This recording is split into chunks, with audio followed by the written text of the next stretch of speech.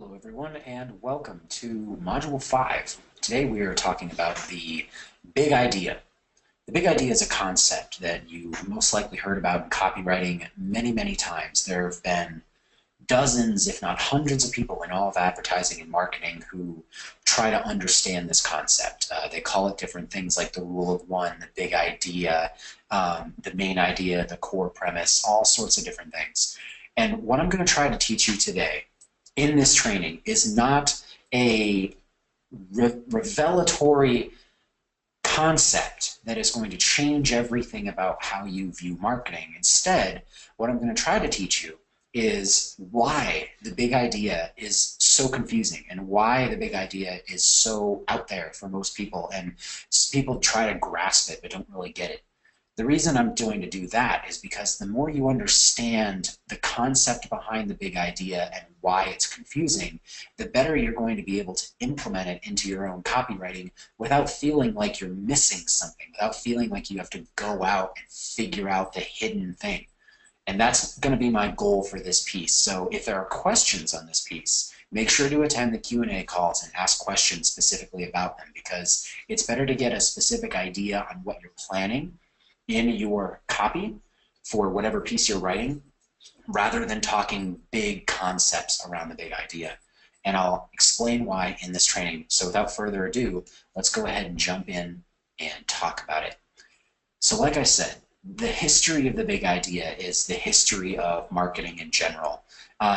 David Ogilvy is the first one to technically call it the big idea. But before David Ogilvy was a man named Victor Schwab. And Victor Schwab was probably one of the best direct response mail order copywriters to ever live, although you may or may not have heard of him. That reason is he wrote tons and tons of headlines, tons and tons of offers for all sorts of different mailers, but it was early in the 1900s when he wrote these things. So a lot of people copied them. A lot of people brought them up in their own marketing or rehashed them or something like that. And so you're not going to hear a lot about Victor Schwab, except by the people, obviously, who were back then taking his stuff. He talked about what's called the rule of one. And the rule of one is less about the quote-unquote big idea and more about the concept of human understanding, the concept of what we're capable of learning and reading about and understanding at one time.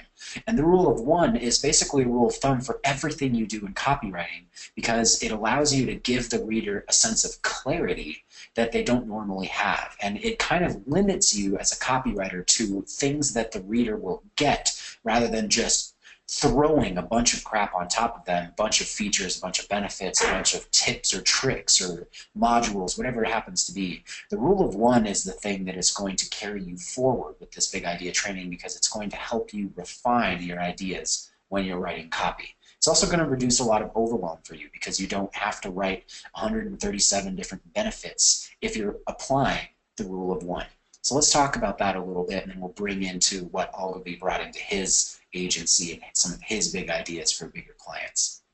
So the rule of one, you can start looking down this list right now and start seeing what we're talking about here, but I'm going to start with one good idea. So the rule of one essentially means a human brain, or anyone who's reading something, can really only focus on one thing at a time.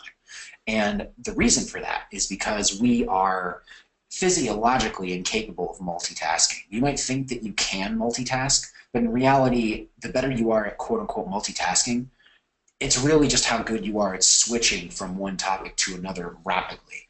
Most people are very bad at that, especially when you're trying to keep someone's attention in advertising. So by applying the rule of one, you give them one thing to focus on. And when we start here, the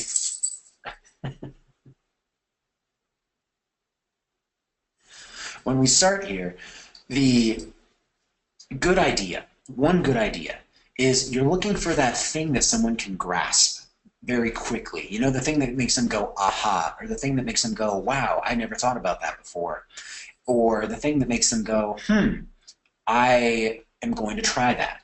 The good idea is something that you understand when you hear it. And you get it in the context of whatever problem you're trying to solve. A good idea for an ad might be, in the fat loss niche, could be like how to lose fat without exercising. In the supplement niche, it could be the one pill you need to take to lengthen your life. You know, something to that effect, where a good idea is trying to capture the essence of the solution that you're offering without giving the solution away, obviously, if that's not the right way to do it. So when you're thinking about this in terms of the rule of one, and you think about a good idea, think about it in terms of aha, or wow, or great, that's an awesome thing, or this is exactly what I need right now. That's the good idea when you're doing this. So the next one is one core emotion. We've talked about this in previous modules, the primal desire, primal fears, the core needs, things like that. These core emotions that someone is feeling, you want to focus on just one of them. Because if you can grab the one that is most meaningful for your prospect, then you're going to capture their interest and attention rapidly and in a way that keeps it if you're actually appealing to that one emotion. So for example, if you're, again, working in the fat loss industry or working on a fat loss piece, a core emotion might be a good example of a core emotion in fat loss would be one like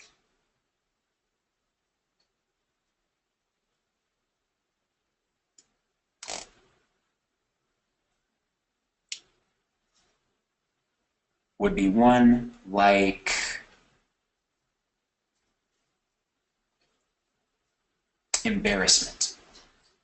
Embarrassment is a core emotion that goes through people's mind when they're dealing with fat loss.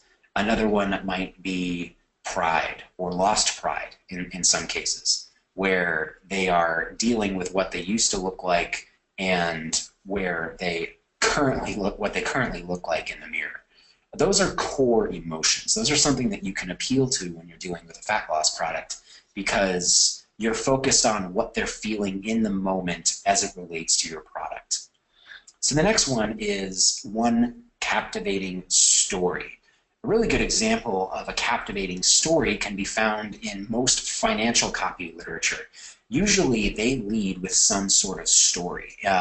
We'll look at some of the examples later on in this piece, but a captivating story for a currently running promotion for virtual reality products in the financial niche has to deal with the story of a first lieutenant in the Army who was in a catastrophic IED explosion.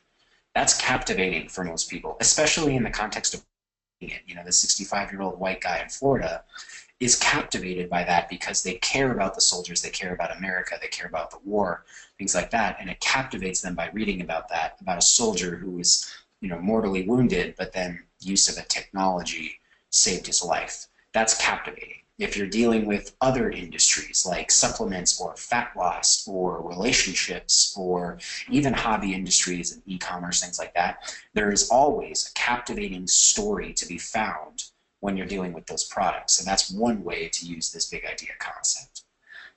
The next one is one single desirable benefit. Now this is pretty hard to narrow down, but if you know what their primal desire is, then you can always correspond a benefit to your product or the solution that you're writing about to that primal desire, and that becomes your one single desirable benefit. So the one single desirable benefit for a person who's reading financial copy is often the desire for rapid gains in their financial profile or their financial portfolio. Another concept would be the single desirable benefit for relationships would be for a woman to find her soulmate, to feel validated, to feel like somebody truly understands her. This goes on and on and on. If you link the primal desire to the single most desirable benefit of your product, that can become your big idea. That can become the focal point for your entire piece. The next one is one inevitable response. So one inevitable response is basically the action you want them to take with whatever piece you're writing. If that's click, if that's give you their email, if that's buy your product, if that's buy the upsell, whatever it happens to be, come to your event. The one inevitable response is how you basically encapsulate the entire piece. You're driving them towards that one action rather than multiple actions, rather than multiple options. You focus on the one inevitable response based on all the stuff that we just covered, the good idea, the core emotion, the captivating story, and the single desirable benefit. All those things lead into one inevitable response. And that's how we keep our sales copy really, really tight, because everything we're writing pulls into all of these things. The good idea will frame the core emotion, will frame what the captivating story is all about, and will frame the single desirable benefit from all of that, which leads into the inevitable response. All of these things are incredibly important for the entire copy piece. Now, for your big idea, the actual central cornerstone of your piece, you should keep it to at least one sentence. Keep it as short as possible while still being clear and obvious.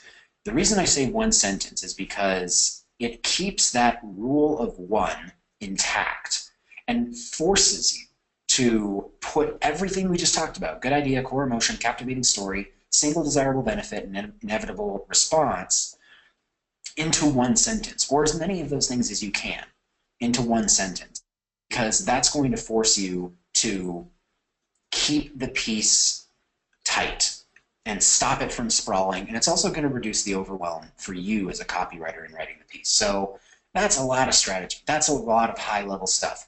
Let's see how it's used in copy today. So let's jump into, real quick, some examples, and then we'll come back to this slide about the techniques that you can use to build a big idea.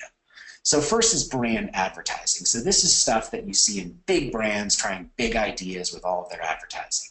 We Try Harder is one that Avis used. Now the context behind We Try Harder is that Avis was ranked the #2 car rental company in the country. Now, you can't really fake that. You can't say we're #1 if you're literally ranked #2. So they had to go out and find a big idea that fit with where they currently were in the marketplace. And when being ranked #2 is so visceral to the audience, they have to go out and find a big idea that matches what the audience thinks about that. Like, why would you go with #2 if you can go with #1? Especially with car rentals where they're all lined up on the same block, why would you go with one versus the other, right? Why would you go with a #2 instead of #1? They ended up with We Try Harder. And the advertisement they used was focused on explaining why, because they were #2, they were forced to try harder. They had to care more. They had to work harder. They had to give you more customer service. They had to be the best that they could be because they were ranked #2. There was no other reason for you to go with them other than the fact that they were working harder than the other guy. So that encapsulated what we're talking about here. It's a good idea based on the context of where they are. It applies to a core emotion, which is the person's need for a benefit, the person's need for a deal, things like that, or a reason why. The captivating story is, wow, these #2 underdogs are working hard to get my business. The single desirable benefit is that these guys are going to take more care of me than the other guy because they try harder, and the inevitable response is, I need to try them out. And they managed to condense that into one sentence, which is, We Try Harder. The next one, and to do it in 2 words, think different. That was Apple. Think different. This is another example of a #2 company, or a company coming up behind the major leader, which was Microsoft at the time, and using their positioning as #2 to solidify who they were. Now, a resource that you guys might want to look at for all of this stuff and for marketing in general is Al Rice and Jack Trout, their book, The 22 Immutable Laws of Marketing. I would go look for that, The 22 Immutable Laws of Marketing, and read that book because it will show you kind of what you're supposed to do for big brands, and that will give you context around what these brands were doing and why they positioned themselves the way that they did. Now, I don't know if they read the book first or they were just doing this intuitively because, Apple had Steve Jobs, and a lot of these guys had Ogilvy and Mather or other big agencies helping them, so they understood marketing to an extent. But when you position yourself as number 2, you're trying to use these, the good idea, the core emotion, the captivating story, the single desirable benefit, and one inevitable response to explain why someone should go with you instead of your competitor, and also explain your benefits to your prospect immediately. Think different shows how Apple wants you to view something that most people consider to be purely Microsoft, which is the personal computer, differently. And now look where they are. They've managed to convince people to think different for years, and now they're one of the most valuable companies on the planet. So the next example is pork, the other white meat, from the National Pork Board. Now, there's some really interesting, good advertising that comes out of National Pork Board, National Council, Dairy Council, National Beef Council, things like that, because they're trying to sell a commodity, but they're also trying to convince you to buy more of that commodity than other commodities while, garnering their own sales. So there's some interesting advertising to be seen there. A lot of our commonly held beliefs about nutrition in general comes from a lot of this advertising, which is really interesting if you are in the natural health space. But for the most part, it's also really interesting for copywriters because they manage to convince an entire generation, an entire country to believe a certain thing from advertising. This one here, pork, the other white meat, is basically capitalizing on the context of when they were running it. There was science and media attention around the fact that white meat was healthier than red meat.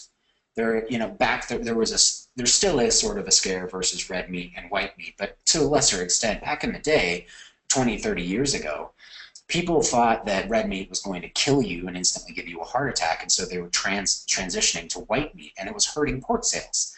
And so the National Pork Board came out with this, pork, the other white meat, and it gives them a good idea to grab onto, a core emotion, which is health, which is longevity, because they want to be healthier eating white meat, a captivating story because they've never heard of this, it's new to them, a desirable benefit, which goes back to health and being able to eat things other than chicken, and inevitable response, which is we should try pork. And they managed to put it all into one sentence.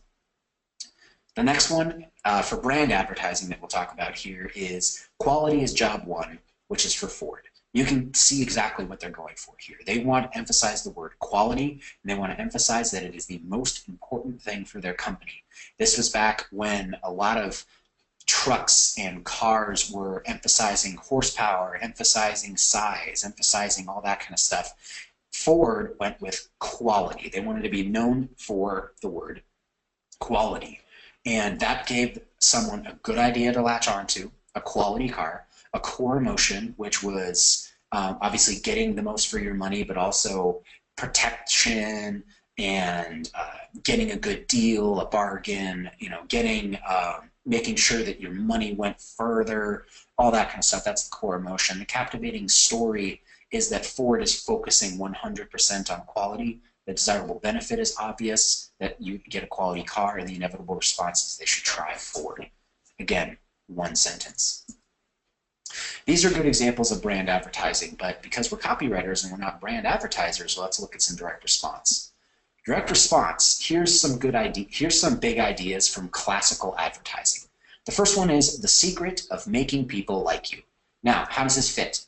One good idea, right? One good idea, the secret of making people like you. Everybody wants to be liked. A lot of people don't believe that they're good at making other people like them. So the good idea is that there is a secret behind making people like you. Right? That's a very compelling idea for a lot of people to go with. The next one being one core emotion. Obviously, they're hitting on people's fear of other people not liking them. And the fact that there might be a secret out there that makes some people more likable than others, things like that.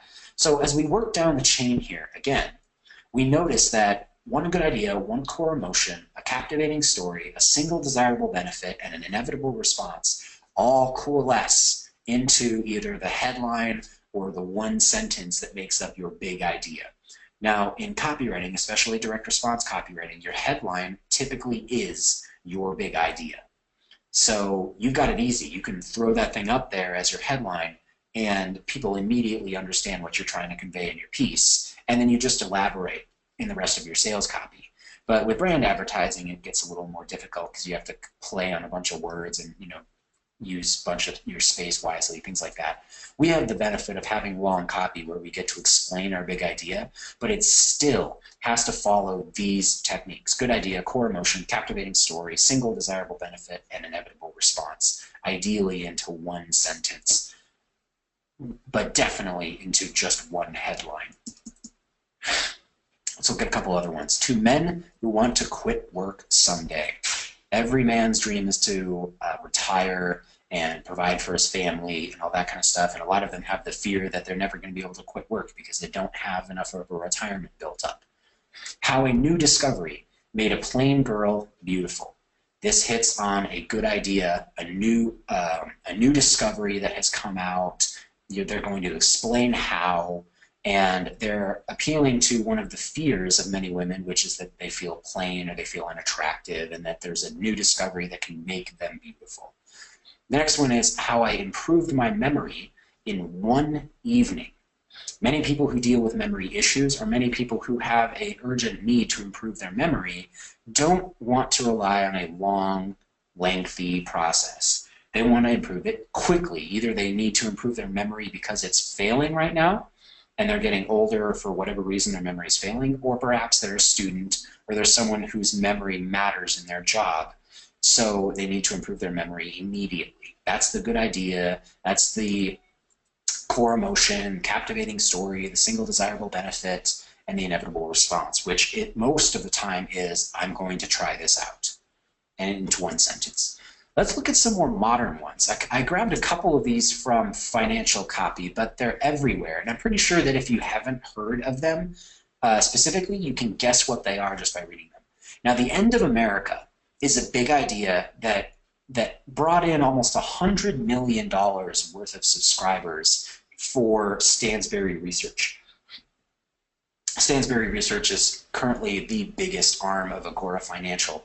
So they brought in a ton from this. This is also what put their copywriter, Mike Palmer, on the map, the End of America promotion. So the End of America obviously being a good idea that their demographic latches onto. They think that their demographic thinks that America is going to hell in a handbasket, and all of a sudden they see one of their favorite financial publishers come out with this, which is the End of America, and the long 45 to an hour long VSL that came after it. So good idea, core emotion, you know, something that is really appealing to them just with this one sentence, the End of America. The next one also subsequently comes from Stansberry Research. They're really, really good. There is a railroad across America.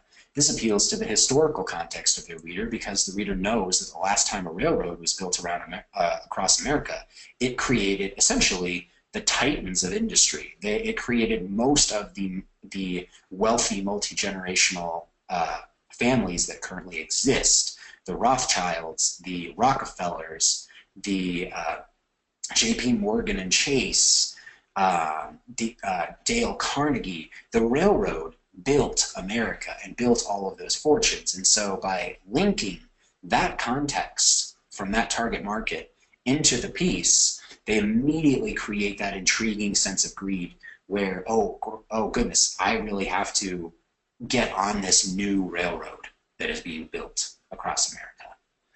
The next one, I'm going to let you see if you can figure it out. 90 days, no gym, real results. Yes, it's 3 sentences, but it's also shorter than the previous one. So 90 days, no gym, real results. What do you think it is? If you guessed P90X, you're correct. P90X is one of the most successful direct response workout programs in recent memory. P90X is crushing it, continues to absolutely crush it, and Beachbody, the company that owns P90X and also owns Insanity, which is hilarious because they compete with each other, and also owns a ton of other health offers, is extremely good at nailing this big idea. P90X went for the hardcore, but it also went for the people who are ready to work hard but don't really consider themselves insane necessarily. They just consider themselves hardworking, whereas Insanity went with the people who really like to work their butts off and would be fine calling themselves insaniacs. And so the different target market shows you the different types of big ideas that are created. The next one is a VSL called The Lost Ways, which is an offer for a survival guide, a survival book. The Lost Ways appeals to the survival market because many of the survival market are also in the homesteading market, the self-sufficiency, self-reliance market, things like that. And those types of people have a lot of respect for older methods, older like pioneer days type stuff, where the real rubber met the road and people knew how to take care of themselves. And so this concept of the lost ways is super intriguing to them, because for them, it is a good idea that appeals to a core emotion, which is not only nostalgia, but also a appeal to nature and an appeal to like the past and how the past is better. The captivating story is in the title. It's called The Lost Ways. Why were they lost? Why did we find them again? It's a compelling story. The single desirable benefit is very clear. Once you learn the lost ways, then you will have forbidden knowledge or lost knowledge. Very, very clear there. And one inevitable response: I need to get this book because it's the only place that teaches about this stuff. Again, in one sentence or less. So these are the examples that we're talking about. We're going to get to when to use a big idea real quick, but then we're going to go back and teach you about basically the 4 pieces to the big idea that you need to use if you are going to use a big idea. The first one is big enough to stir interest. Now, the implied task there is that it can't be too big to make people skeptical or to make people go, yeah, right, whatever. It needs to be big enough to stir people's interest, like We Try Harder, or The Lost Ways, or The End of America. In this case, apocalyptic copy works well in financial copy. Big enough to stir interest. The next part is easy to understand. Your big idea must be easy to understand. There is no way around it. If it's hard to understand, if it's unclear, if it can't be immediately understood by your target market, then it is not a big idea, because it needs more refinement. Maybe it's too complicated. Maybe it doesn't grasp the core enough. Whatever it happens to be, it must be easy to understand. And that's just in clarity of writing. That's just in clarity of word usage, things like that. The next part is immediately convincing. So not only is it big enough to stir interest, and not only is it easy to understand, but it must be immediately convincing, which means that once they hear that sentence, they can't go bullshit. They can't say no way. They must immediately be convinced that there is a potential for that statement to be true. They must be immediately convinced. So with the End of America piece, they were immediately thinking, the end of America? Well, I know America's pretty bad, and I know I don't like a lot of what's happening in America, but this guy's saying the end of America, I must immediately find out what he's saying, because this could be very big. When someone says the lost ways, you're essentially telling them that what you're about to give them was lost to history but has now been found. That is immediately convincing to the target market. We Try Harder is immediately convincing. Pork, the other white meat, is immediately convincing. How to get people to like you, the secret to making people like you, is immediately convincing. So make sure that your one big idea immediately convinces the audience. And so that obviously follows up with clearly useful. So clearly being easily understood, and useful meaning immediately convincing. Clearly useful to the reader, to the prospect, to the audience, whoever it happens to be. These 4 are your litmus test for a big idea. Big enough to stir interest, easy to understand, immediately convincing, and clearly useful. If your big idea meets all 4 of those criteria, you are ready to move on. So make sure that it matches those things, and also incorporate what we talked about here. Good idea, core emotion, captivating story, single desirable benefit, and inevitable response, ideally into one sentence, and then run it through this test. Big enough to stir interest, easy to understand, immediately convincing, and clearly useful to the reader. Those are the techniques and some examples on how to create a big idea. Like I said, very, very strategic, and I didn't give you a template here, and I didn't give you any sort of like specific do this, do that, because big ideas are always different, and they have to be different from each other and from previous big ideas, because those big ideas that came before them already worked, and they're not going to work again. You can't duplicate a big idea. It doesn't work. So they have to be different, they have to be unique, they have to be intriguing, and that's part of the difficulty with a big idea, because anytime someone tries to create a formula for one, that formula is immediately non-usable, because the marketplace sees it once, sees it twice, and doesn't accept it anymore. So be very, very careful of templates that say a big idea is a specific template. Let's talk about when to use a big idea, because I think this is an important concept. When to use a big idea is really key. If somebody just paid you $100 to write some emails, they probably don't deserve a big idea. The amount of work and the amount of back and forth and the amount of testing and the amount of understanding of the target market that is necessary to create a big idea, a true big idea, not some bullshit one that a client comes up with off the top of their head, but a true big idea is extremely difficult. And that's why not many people do it. That's why most marketing doesn't have one. So when to use one is really a question for the copywriter. I mean, if somebody's paying you a small amount of money, do they really deserve for you to put your effort into finding a big idea for their piece? And my personal opinion is no. If they're charging you, or if you're charging them a very small amount of money, small project, they don't deserve a big idea. So this is when I would use it. Is the project trying to make 6+ figures in whatever it's trying to do? Whether it's an evergreen product, whether it's a launch, whatever it's trying to do, are they trying to make at least 6 figures in revenue? Ideally, much, much more than that. If they can pass that criteria, maybe they're ready for a big idea. Does the client have the traffic already in excess of 1,000 clicks per day? This is going to be harder for a lot of clients. Not a lot of clients can send this type of traffic. Why do I say that they need that kind of traffic? Because a big idea, regardless of how much research you do on the front end, must be tested enough to be verified or to be invalidated.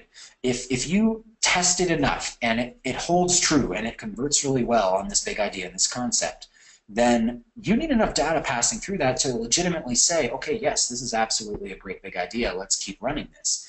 If not, the market's going to tell you whether or not it works. Because if your big idea stinks and you run 1,000 clicks per day to the offer, you have very good data on the fact that it stinks. But if you only send 100 clicks, you have no idea if that big idea is good or not. Even if it didn't convert, you have no idea if it's really a bad idea. So the next one is the market crowded, weird, niche, or brand new? If yes, if the answer is yes to any one of these things, and they meet the previous 2 criteria, then they're in a good spot for a big idea. Crowded, you need a big idea. Weird, you need a big idea. Niche, you need a big idea. And brand new, you absolutely need a big idea. If they can launch it at 6 figures or over and they can send 1,000 clicks per day, because you need the data and you need the size in order to justify the research. Next one, if the market is small, unsophisticated, and extremely rabid, there's a typo, extremely rabid, i.e. rare, then you probably don't need a big idea. So if the market is small, then you don't need a big idea because there's not a lot of competition and there's not a lot of noise in the marketplace. Same thing with unsophisticated. If the marketplace is unsophisticated and it hasn't been exposed to a lot of advertising yet, you don't really need a big idea, because the big idea can simply be, here's the product, or the product does this. So for unsophisticated marketplaces, stage 1, stage 2 type marketplaces, you typically don't need a big idea, unless you're competing with a hyper-sophisticated marketplace that is really close to what you're operating in. So let's say you are in the fat loss niche for juvenile diabetics, right? So let's say a kid with juvenile diabetes needs to lose 50 pounds, and you're in that niche. Well, that niche is relatively unsophisticated. Now, there's not a lot of products out there that teach, 12-year-old kids with type 2 diabetes how to lose weight. But there's a lot of products out there that try to help diabetics lose weight. So be very careful when you're looking at those markets that are surrounding your market. So don't automatically think that it's just unsophisticated, therefore it doesn't need a big idea. The next one, the last one, is extremely rabid or rare. So when a market is rabid, as in they will consume and consume and consume no matter what, then you don't need a big idea. You basically just need to, what I call, toss the meat in, which is, imagine that your market is a lake full of piranhas. All you really need to do is throw your offer in there and they'll devour it immediately. So if the kind of market that you have, think of, right now, off the top of my head, I can't think of too many rabid marketplaces, but an example of a rabid marketplace would probably, like markets that really can't control how much they buy. You're looking at addiction type markets. You're looking at potentially, drug dealers don't really have to have a big idea when they sell cocaine. You're looking at gambling. Like, you don't need a big idea to sell gambling, right? You just simply say, here's how to gamble. Here's a thing that you can gamble with. Those types of markets don't require a big idea. Again, you're probably not going to be operating in those types of markets unless you choose to, and you won't really be dealing with them much. But keep that in mind. If it's a rabid market and the marketplace is just eating everything up, then just toss the meat in. The next one is, does the client have previous data on successful or non-successful pieces? Now, if you're launching something brand new, this won't be the case, obviously. But if they have a business, they've already made money, they can send the traffic, they should have data on what was successful and what was not successful. So when you look at that data, like emails that got sent and didn't get opened, sales pages they ran and didn't get any clicks, you can take that and take a look and go, this did have a big idea or did not have a big idea, and it worked or didn't work. That previous data is going to give you a wealth of information, because you'll be able to see, you'll be able to basically test without testing. You're going to look and see, oh, well, they ran a piece that had my same idea and it didn't do very well. Now, again, take it with a grain of salt, because it might have not been the right time or whatever, but having that previous data is really going to help you in verifying whether or not your big idea is going to work. Let's talk about some cautionary things. I already talked about the last one here, which is beware of formulas. You don't want to go to the reduction to formulaic at this point, but let's talk about the first two. One big idea means you got one chance, and you have to be able to test it. So if you're picking one big idea for your piece, and you're sticking with that big idea throughout the piece, then when you test that big idea, you've got to be ready to say, okay, it worked or it didn't work based on the testing. And you've got to be okay with the fact that you can put a lot of effort into something and not have it hit the marketplace in the right way. So when you do have a big idea, I know it's part of the research, it's part of the scariness of launching copywriting, but the benefits to sticking to one idea and obeying the rule of one will outweigh any additional testing that you have to do to find what that big idea is. Because the worst thing you want to do is bury a really good big idea into a piece that doesn't have a good big idea and has a bunch of ideas, and then have it do mediocre.